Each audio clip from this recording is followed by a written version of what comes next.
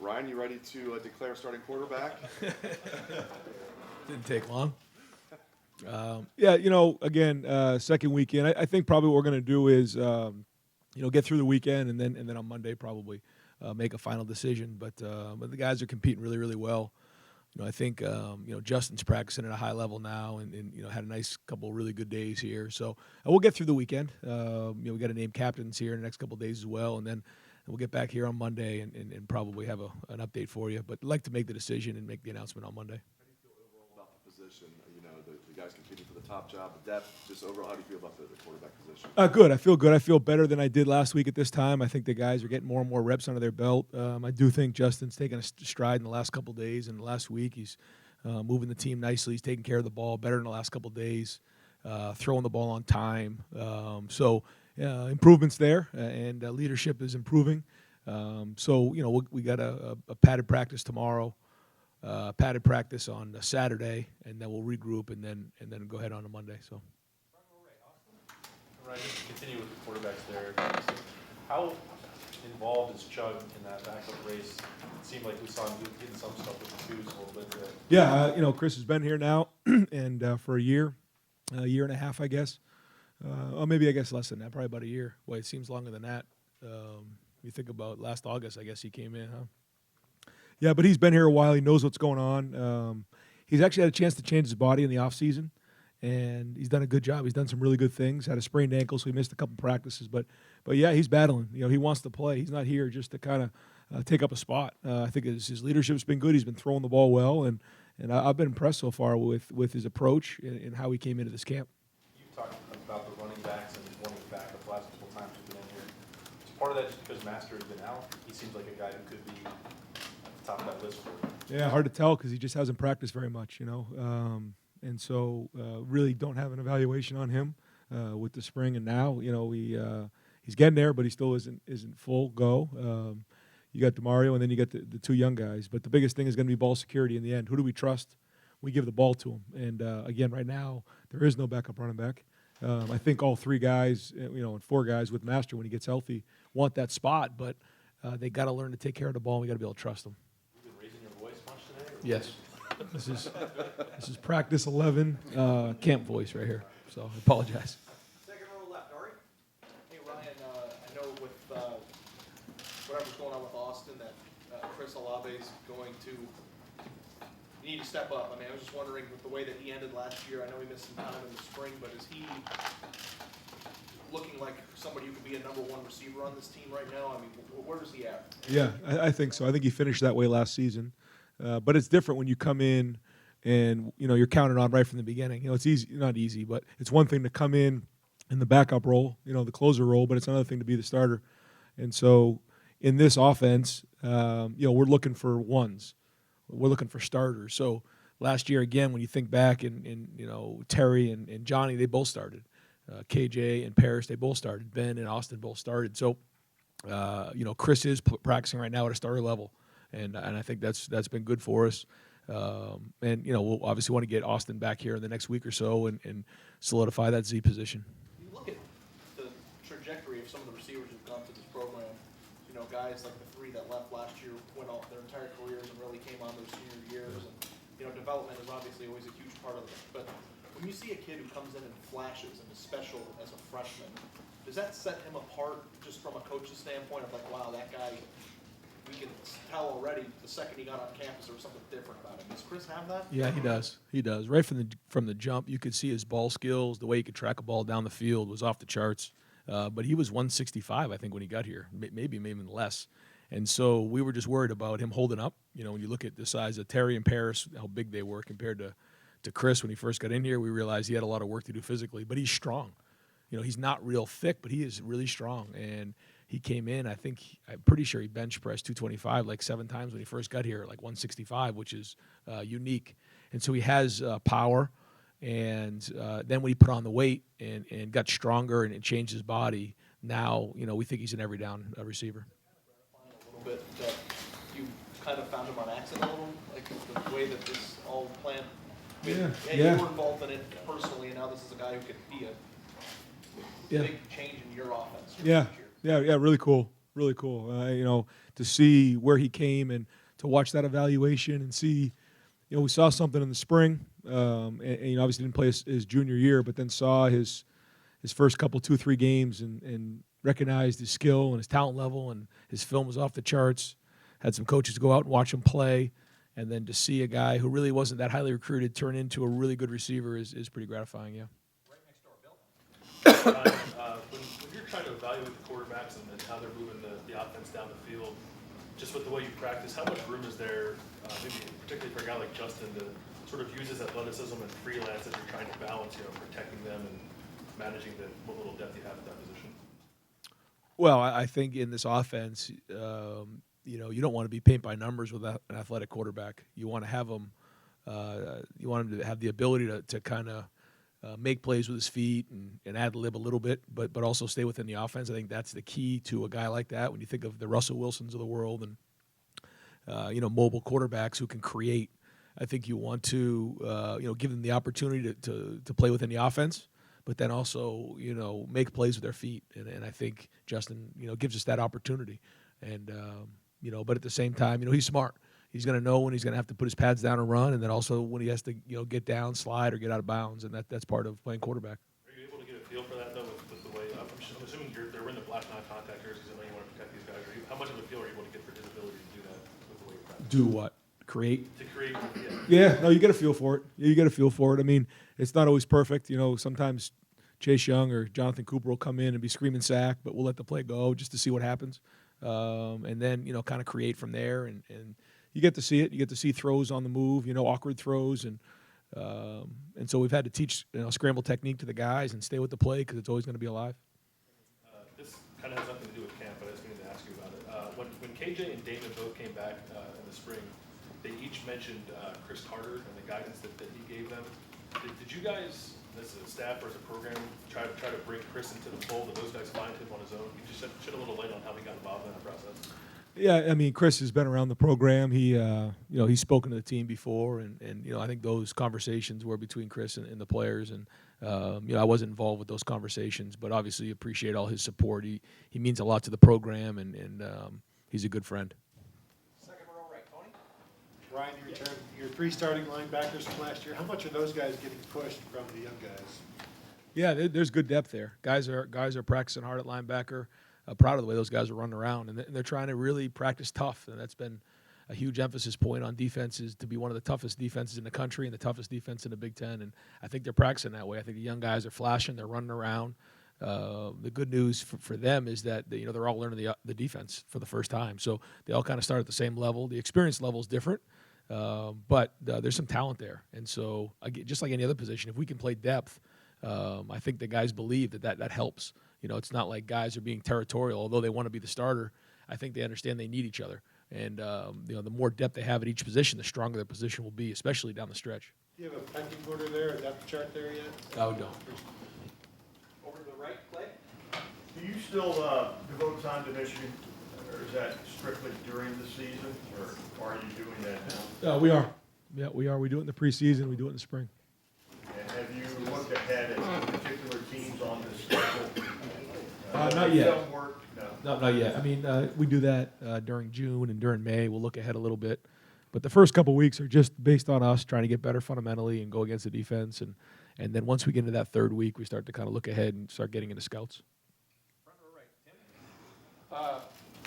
Where do you stand right now, Ryan, with Thayer Munford? What is his situation? I know you don't get into injuries, et cetera, but how concerned are you that he may not be able to answer the bell season opener? Oh, not concerned. No, he's been practicing well. He's practicing hard. He's got some volume control, but I think Stud and our trainers have done an excellent job of making sure that we kind of ease him back in. But he looks strong, and so far he's had a good camp. And the other thing, a little update on Chase Young. Is he obviously he played last year with 2 sprained ankles, or 2 dinged up ankles most of the year and stuff. What are you seeing that's different about him right now? A fresh Chase Young. Mature, very mature. As a leader, he gets up in front of the team, talks to the team. I feels like almost every other practice. He's the voice of our defense right now. That's what I feel. That's what I see. I see a guy who's practicing really, really hard and got a really mature approach, and he's shown a lot of leadership. Hey, get Jim, on this thing, Chris Olave, you kind of discovered him, for want of another term. Do you tell your guys all the time, go out on the recruiting trail with your eyes wide open, not just focused on one guy? I mean, how do y'all kind of approach that? Yeah, I think always you do that. You ask a lot of questions. You talk to high school coaches, who are the best players in the area. You talk to different people to find out, especially people you trust. But in recruiting, there's a lot of different skills. There's the communication, there's the, connection that you make, but there's also evaluation. And I think evaluating is really critical nowadays. And I think we did a great job of evaluating him. And I think that's one of the parts that sometimes is lost right now because, there's so many internet, sites where they rank guys and there's rivals. And so, you can easily pull up rankings and figure out where guys are recruiting wise. But you gotta trust what you see and you gotta evaluate guys and you gotta ask questions of the coaches. And his coach, Coach Hauser, very respected guy, had great things to say about him, his work ethic, the way he went to work every day, four-sport athlete. And, you start adding those things up and checking the boxes, you got a chance. Right next door, Bill. What would you say now that you've gone through and half of training camp is Greg Mattison's impact on this team so far on the defense? And he took very seriously the idea of being a coordinator because he doesn't have a position group per se. What would you say his impact has been? Yeah, he does meet with the outside backers on a regular basis. So he does have a group. I think his experience is critical for us. It's making sure that fundamentally we're sound, that we fit the runs correctly, that the back end's fitting in with the front end, that we're pursuing to the ball, and that our fundamentals are really, really strong. And that's something he's preached for a long, long time, and he's done a really good job of that since he's been here. And on the offense, how much are you guys doing the non-shotgun snap, the snap from under center, and what kind of impact do you think that will have? How often will you use it, do you think? We've messed around with it a little bit. We'll see. Still kind of evaluation phase. You do some things here and there, but still we'll mostly be in the gun this year. Something though? What do you think it adds? There's a couple things sometimes you can do in short yardage, just if you need it or in certain situations. But it's not something that we've done in the past year, and I don't know how much we're going to do it moving forward. But it's something you always look at every year. Right next door, Joey. You mentioned you're hoping to have a QB decision by Monday. Do you plan to do any sort of preseason depth chart or that sort of thing? Yeah, we can talk about it. Yeah, I think there's still some battles that'll go into the third week, so probably won't have a whole team depth chart. But after this week, we'll probably have a good idea where guys are. Hopefully we'll have captains by then, and that'll be throughout the weekend. So should have a good update on Monday. As far as your running backs as well, Marcus Crowley lost his black stripe the other day. What have you seen from him in his first camp? He's tough. He's big, he's strong, and he's tough. He's still learning the offense. He'll still make some freshman mistakes here and there, but I like his toughness. He'll stick his face on people. He practices really, really hard. Just needs more experience, needs to stay focused and make sure that he knows what he's doing when he's out there. Because when he does, he runs hard and he's physical. Do you have any update on Austin Mack, too? Nothing new, no. Front row left, Doug. I have some questions just running through the receivers a little bit. You said when you get Austin back, that'll help with Z. Is he a Z now, pretty much? Well, that's where he started. He has the ability, as you know, to play both. But he started there in preseason. He played some of that in the spring. And, that's where he'll start. But he can very easily go to X. He's played X for 3 years. So Is any of the motivation the idea that if you put Austin at Z, then you can have Ben and Austin as the two seniors on the field at the same time?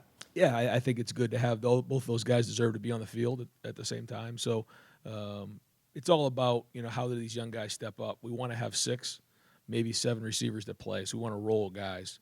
And wherever it fits and however that all fits in terms of those 6 or 7 guys, we'll kind of move those around. But, Elijah Gardner's been practicing really, really well. Jamison Williams is also, flashed at times. So that gives you 4 Zs right there with a lot of depth. And I think you'll see all of those guys play.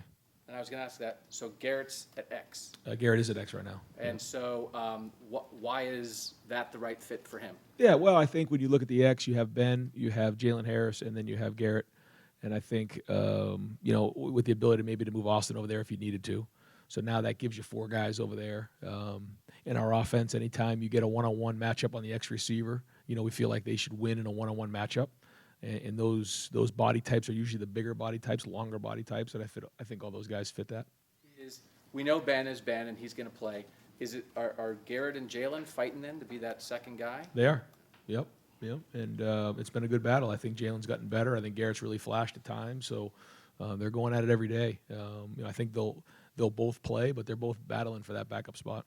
And we know the way you guys have run 6 receivers out there and rotated all 3 spots. With the experience that KJ has, KJ and Paris basically split H last year. Would it be possible could KJ play 75% of the snaps at H this year because he's such a veteran? Or would you prefer to really just roll guys and that whether it's CJ or Jalen behind him, they roll equally? I'd prefer it to be 50-50. That's my preference. But I think KJ's strong. He's been here for a while. He's played a lot of football. And I think he can handle it. And if he gives us that much of an advantage over our next H, with CJ or with Jalen Gill, then he'll play more. I think KJ's pretty complete in terms of his skill set, so he can do just about everything. And I think in the end, it's just going to come down to how durable will he be late in the season, and can his stamina sustain throughout a game. And Jalen and CJ battling behind KJ? They are. Yeah, they are. Yeah, they're both practicing really, really well, I think. CJ really good in short areas and winning one-on-one battles, and Jalen Gill's growing. Still makes mistakes here and there, but flashes too. So he's got a bright future. Just needs to keep working with Coach Hart and improving every day. But he's another talented young receiver we have. I'd do that. I'd do every position group like that if we could, but I guess we should probably move on. That was fun. Thank you. We don't have to move on. Got time for a couple more. Third row left, Dan.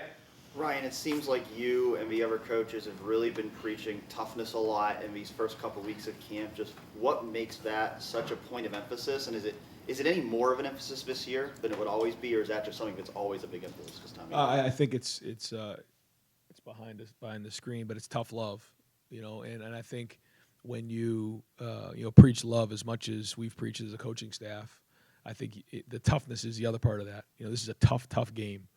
And again, not comparing any other team to this team right here. We just know that it's a tough game. We got to be tough. And now more than ever, our guys got to come together, and we got to be mentally tough, physically tough, emotionally tough. But then we got to love.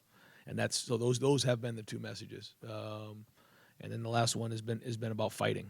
Our team's got to fight. And so we've been carrying that message, trying not to change it, trying to stay focused on those. And I think the guys are embracing it. I think we're tougher than we were practice 1, and we got to keep building on it. You mentioned the tough love, a fight till the end. It seems like those kind of been the 2 mantras you guys have been using on social media. Just kind of what made those the mottos of this year's team going into the season? Well, I think the fight part of it is because this is a new staff, new team, and we need to prove ourselves. And when you're a heavyweight boxer, you got to fight every day. Someone's trying to knock you out, and you have to come swinging. And you can't show up without your hands up. You got to be ready to roll right from the first snap. And then you also got to learn how to take a punch. Somewhere along the line, when you go into a fight, you're going to take a punch. And how do we handle that? Are we able to handle adversity and not flinch when something goes bad? So talking about those things, and then the toughness part of it, I just think that's what it's going to come down to in the end, because I think we're athletic, I think we're fast, I think we're a good-looking team, but in the end, it's going to come down to toughness. There's going to be tough games on the road. There's going to be tough spots. Maybe it's really hot out. Maybe late in the season, it's a cold game in the rain. How tough are we really going to be? Because I know we're athletic and I know we're fast, but in the end, we've got to be tough. Back row middle, Jared. All right, Brian, one of these kind of weird questions that the head football coach occasionally gets. This week, the university applied to get a patent for a trademark, for the word "the." And I was wondering, in your role now as the head coach, as you've taken over, that's one of those reminders of the size of the university, the scope of the university. Can you just show us a little bit of what you learned about the lengths the university goes to protect those things, and how you have been instructed to go about that in your role? I don't know if you have a role in that, but what have you learned about that part of the university?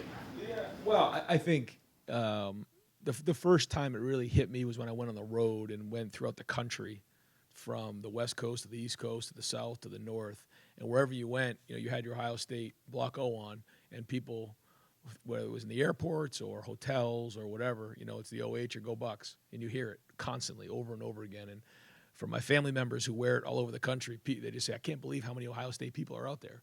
And I think it just goes to show you the range of what the Ohio State Buckeye Nation really has. And it's amazing to me that. And then also the loyalty and what it means in this area and the tradition And so, it's obviously an honor to be a part of it. And yeah, I think sometimes when you sit back and look at, what an unbelievable program this has been over the years and what it means to the state of Ohio and then all of Buckeye Nation throughout the country, it really is amazing. And you have to appreciate that.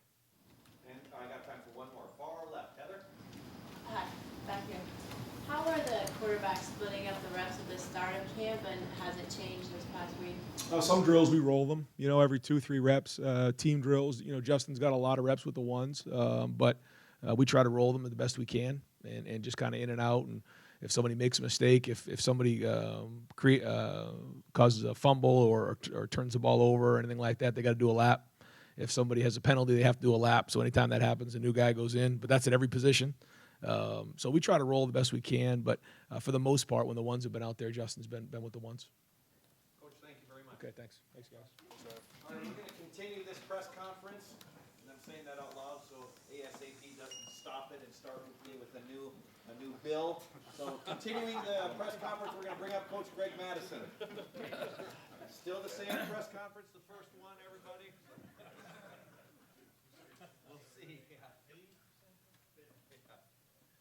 And we'll just go ahead and open up with questions for Coach Mattison. Far left, Lori.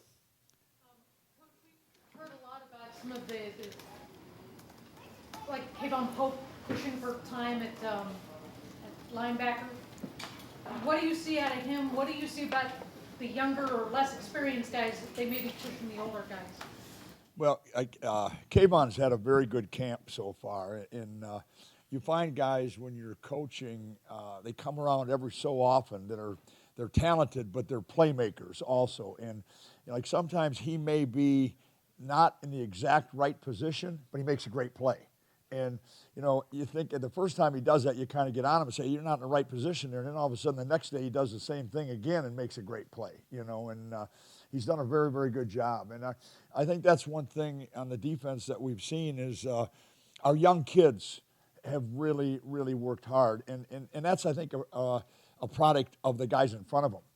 One thing that really stands out to me here, being new here, is that our veterans and our young men that have been in this program do an unbelievable job of teaching. When they see something that isn't right, I mean, it's not done wrong the way they're saying it, it's corrected, and they help the young man, and then they move on. And that's why I think the young guys improve a lot faster than they would. There's, I guess, talk that HBO is going to do a college series. Would that be something that OSU would be interested in? Would you like having HBO around filming and doing all that kind of stuff? That's not my decision in any way, but I am going to tell you this. I've had that before, that kind of thing, and I love just coaching. And I think what happens is you sometimes get distracted, and it's not fair to the kids. And in my opinion, that's all this is about, is how you as a coach can make your players better. And that's what we strive to do. Third row left, Dan. Greg, Cade Stover just lost his black stripe yesterday. I see you smiling there. What are you seeing from Cade so far in camp? Well, he's another very, very talented young man. Big, strong young man that can run, and he's got a lot of ability. And a great thing for him is he gets to watch Pete Werner every day. And when you're a guy behind him and you see the way Pete plays and the way he has his dedication to doing things correctly, it's been really good for him. And he's very talented. How much are you seeing, those guys like Cade and Craig, how much are they pushing to maybe get on the field right away as freshmen? Well, we're a ways away from making that decision, but they are working very, very hard every day. And the great thing about here is it may not just be on defense. Special teams are as important as any phase that we have. And so you have that opportunity. If you're a defensive player, you've got a chance to get on the field as a defensive player. You've got a chance to get on the field as a special teams player. So both of them are talented enough and athletic enough to do that. You mentioned Pete Werner. What are the things he's doing to maybe kind of solidify himself as the top guy at his position? Well, I really believe he is a top guy at his position. I've had the opportunity to see a lot of pretty good football players, and I am really impressed with him. I mean, he plays extremely hard. He's very physical. He's got great size and strength, and he can run. And he's got unbelievable character. There's not many other things that you need to be a good football player, and that's what he's showing. Right behind him, Andrew? Yeah, I had a few questions about the goal position. So how much is that going to be on the field? Is that now the base package, or is it like a... Well, the bullet position is a position that when teams want to try to spread you out and try to use a very, very athletic tight end possibility to get you a mismatch on what most people would be a big, strong Sam linebacker. The thing that we have, as I mentioned, is we have a Sam linebacker that is very, very athletic and very, very fast. So we have the bullet position ends up being a way for us to have great depth at the Sam position. You could have them, they could be interchangeable. But the bullet position has been very good for us. It gives us a lot more flexibility to be able to play a lot of different positions. And, the young men that have done a good job of that is Brendan White has done a really good job of that, and Javon Wint. Both of them have had very good camps so far. So that kind of leads into my next question. It seems to be mostly safeties that are moving into this new hybrid position. Do you also see, though, in the future maybe as a way to get other linebackers, because there's a lot of depth at that position on the Well, you'd like to have that be the guy that is fast enough to play in the secondary and physical enough to be able to play close to the line of scrimmage and be a really, really fluid, fast player, because he will possibly be doing a lot of blitzing. So that's the stereotype. Greg, there have been some people that watched Tough Borland struggle last year, and I know he was not full. He was injured a little bit. And they wonder, well, can he hold on to his job coming into it? What do you like about Tough Borland's game? What makes him an option to maybe stay there in the middle for you guys? Well, I like everything about Tough Borland's game. Tough Borland's another one. Comes out to practice every day. Extremely intelligent. Takes great pride in getting the front lined up. You know, a linebacker can be an unbelievable player. And before I finish on that, our backers have all bought into the one thing that I think is really, really important, and that's communicating. You know, everybody looks at a linebacker, and he's got to be able to blitz, he's got to be able to tackle, he's got to be able to run.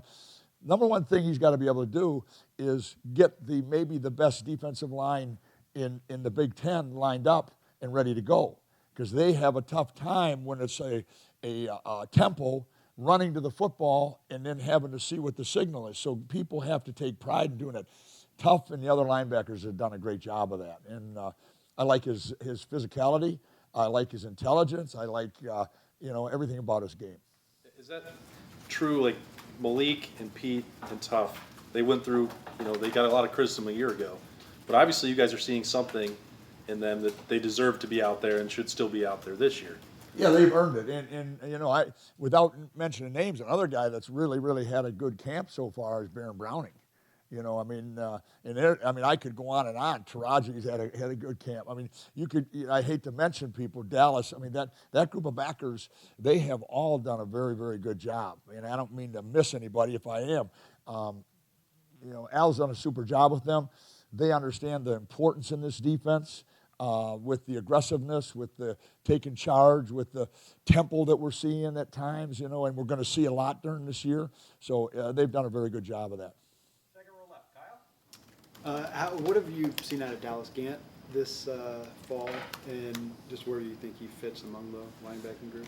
I've seen him maybe make the most improvement of any of that group from the spring, and I knew Dallas as a high school senior, and I tell you, he's a very talented young man. But all of a sudden, it looks to me like he is really, really.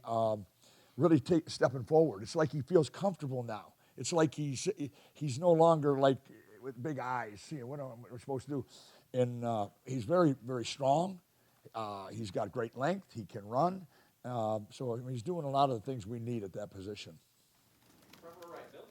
Yeah, just to clarify, are Malik, Tough, and Pete your starters as of now?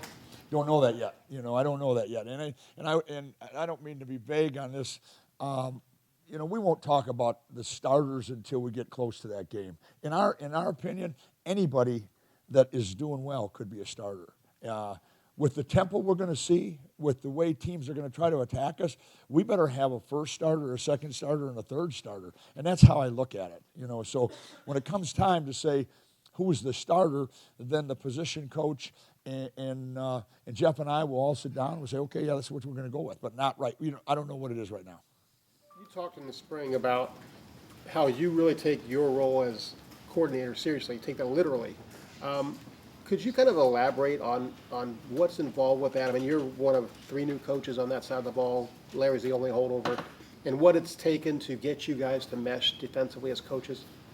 Well, the name coordinator to me has always meant your job is to coordinate coaches. We happen to have an all-star coaching staff that we talk a lot about. Each coach has his own position and is responsible for his position. I mean, when you go through the staff that we have on defense, these guys have all coached a long time and are very, very successful. So it's Jeff and my job to coordinate that and make sure we're all working together in one direction. And that would always come under our head coach and go from there. So the big thing is making sure we know what type of defense we want to run, know how much we should run, not too much, not too little, know which way we want to go with it, what kind it's going to be, and then coordinate everybody together teaching it. That's what a coordinator does. Then on game day, then it comes down to taking that game plan that you all have worked together to put together and making the calls as the game goes on. So many of you are thrown together new. How do you think you're doing with that? That's a great question. With this being a new staff, I mean, Larry being the only guy, that it's all like we knew each other. I mean, obviously Al and I were together, but Jeff has done a tremendous job. Larry's just such a great coach and a great person, and you can go right down through him. Matt Barnes, I mean, the whole group. It's been a tremendous going together to get this done. Greg, your base defense, it seems like is it a SAM or a bullet, or is that solely dependent on the opponent? It could be either. That's the beautiful thing that we have. As we mentioned before, if you set out, you came out and you said, okay, we're going to play our base defense, you would say it probably is a SAM, okay? But with the type of offenses that people give you now, you feel very, very comfortable having that big, fast athlete also. And like I mentioned before, we have a real advantage in that Pete is that kind of guy also as a Sam. So that's really where you're at.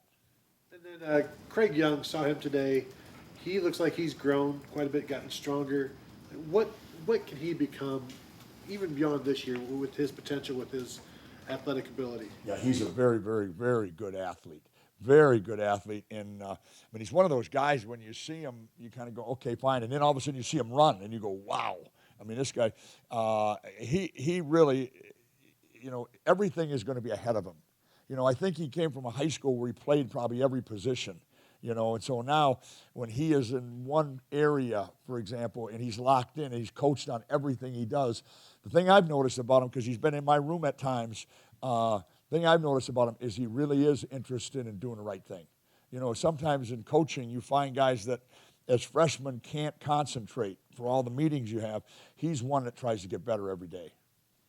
Front row left, Doug. Greg, in talking about Baron Browning, how much is he working in the middle? How much is he working at outside linebacker? Where will he fit in, do you think? He's in the middle. He's in the middle. But the one thing in our defense and with our backers, by what people give you, they could all be the same guy by adjusting out and doing that kind of thing. So, if you were going against the I-back running team like it used to be 20 years ago, then he would say he would be definitely an inside guy. That's where he's playing. So could there be any circumstances or any alignments where of Tough, Taraja, and Barron, you could have two of those guys in the field at the same time? Are they all basically playing Mike, and you got to pick which one's on the field? They're all playing Mike and Will. Okay, so there's two inside linebackers. It's a Mike linebacker and a Will linebacker, and they can be very interchangeable. And that's what Al has done a very good job of that we talked about doing is that you don't want to pigeonhole a guy when they're talented. You want to be able to say, okay, if the next best guy is this guy, then he's got to be able to play Will and Mike, for example. And that's what he's working with on him right now. When you're in a third down situation, a passing down, where you'll probably only have 2 linebackers on the field, who are your 2 best cover linebackers in a nickel look like that? Last year, a lot it was Malik and Barron would be out there. They both have been the 2 that have worked a lot, but all of them have improved enough to be in there. You know, again, we've got time yet. Pete Werner has also worked in on that, you know, being that. And so, like I said, you got a bunch of linebackers that they've done a really good job with them, and now it's just a matter, as it keeps working out, who is going to be those best 2. And how did you and Ryan come to the decision that you would, in practice, have a group like that with the outside linebackers that you have, as opposed to every practice just you roaming and going from group to group? How did that work out? Well, I think the first day I was here, or first practice in the spring, I almost went crazy. I mean, it had been the first year I'd never coached a position, and I was going, no, I can't do this, you know. And then the backer position has 3 positions. And as a coordinator, you always want to be in the middle, to be able to see this, be with the secondary in a lot of things, and in the front with a lot of things. And so it was a natural position to work with the Sams, you know, and kept me from doing something harmful to myself. Does it keep you? It keeps you connected a Yes, little more. well, it keeps you connected. It keeps you sane. You know, I mean, let's be honest. Let's think about this now. You got coaches that are tremendous coaches, right? Okay. Now I'm going to walk over there and stand there like this, and Larry and I have coached for a long time, and I'm going to stand there and I'm going to go, okay, that's good, yeah. And then I'm going to go over to the next place and do the same thing. I can't do that. I can't do that, you know. And it's worked out great. It's been a really, really good deal that way. Folks, I'm not going to be able to get to everyone. I just have time for a couple more. Right behind Ari. Hey, Greg, when you look at the talent on this team, I think everybody can agree it's one of the most talented teams in the country. Last year was statistically the worst defense in the history of the program. When you come in and look, and then the reason for that obviously isn't lack of talent. So when you look at the film, coming in with fresh eyes, did you feel overwhelmed? Did it seem like small stuff was out of order? Like, what needed to be fixed from your, like, just kind of to simplify it a little bit, did that seem like an overwhelming task if you have the pieces in place to fix the issue? First thing, I would never judge what they did last year on defense. The coordinator was a great coordinator. They had a great staff. You know, stats are stats. I'm not a big stat guy, okay? The one thing we believe in, and I have always 100% believed in, and that is to run to the football. And I'll tell you people this, when you're watching, and if you see our defense not run to the football, then you ask me. You come up and talk to me about it, because one thing our guys have bought into, we will run to the football. In practice, we have 320-pound guys. We have Chase Young, who's one of the top players in the country right now, running to the football on every play. We have linebackers that'll blitz and get to the quarterback, turning and putting their foot in the ground and running. And to me, that is what helps your defense overcome any deficiencies. I mean, let's face it, stats are stats. You know, the only stat that that I ever really looked really close at are points. You know, giving up points. You know, that's the bottom line. I never even looked at what it was last year. It doesn't matter to me. The thing that I know we're going to do is we are going to be an aggressive defense that runs to the football, and everybody on our defense believes in that, and that's why I'm so proud of these kids right now. Look at the way that Ohio State, or what Ryan Day did when he first took the job. I mean, he changed the defensive staff, all but one person. And, I mean, points, statistics, whatever, whether they mean something or not, I mean, it wasn't a good defense from Ohio State standard a year ago. And I'm just wondering, to come in and be in charge of coordinating it and having to fix it, I know running to the football, but, like, was it an overwhelming, is it a tough task for you to come in here and say, well, this needs to be different? Or is it okay because it's talented enough to fix? Yeah, I mean, I wasn't coming in here. I didn't look at it that way. You know, I looked at Ohio State always as being a great program. And somebody said something to me one time, and I said, guys, they were 13-1. 13-1 now. There's a lot of places in the country that like to raise their hand and say we were 13-1. Okay, so anything our defensive staff can do to make this defense as good as can be, I believe will only help trying to get to be the very best. As far as, again, scheme and all that kind of thing, all I can tell you is that we will work very, very hard and have worked very, very hard. If this is a correction, then it's a correction. I'm not going to go there. I'm going to tell you that our defense, and anywhere I've ever coached defense, is it's always keep the ball inside and front, be aggressive, play up to your talent. We are very, very talented. Sometimes when you have a very, very talented team, you as a coach say, go. You don't try to invent things. You don't try to make it too complicated. What you try to do is say, I'm going to let you guys go play. And I happen to think this defense has that. The other thing, don't forget now, a lot of defensive players are back, aren't they? I mean, there's a lot of guys back, correct? That must mean they were very young last year. I mean, there's always, you don't ever know when is a junior or a sophomore that's just played, is he mature or not?